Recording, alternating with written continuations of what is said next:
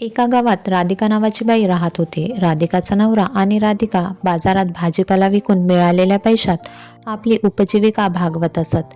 एक दिवस राधिकाचा नवरा मोटरसायकलने भाजीपाला मार्केटला घेऊन जात असताना अचानक भरधाव ट्रकने उडवले.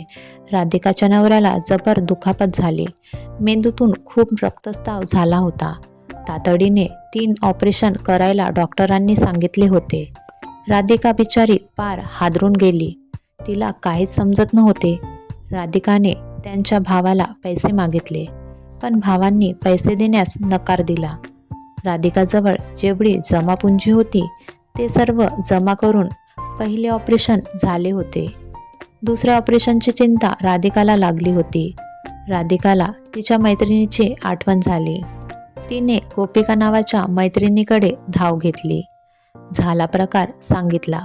गोपिकाने सोने नाणे मोडून सर्व जमापुंजी राधिकाच्या नवऱ्याच्या ऑपरेशनसाठी दिले. राधिकाच्या संकटाच्या वेळी तिचे कोणीच नातेवाईक धावून आले नाही, पण राधिकाच्या जीवाभावाची मैत्रीण गोपिका देवासारखी धावून आली आणि राधिकाच्या नवऱ्याचे प्राण वाचले. राधिकाने कष्ट करून हळूहळू गोपिकाचे पैसे परत दिले.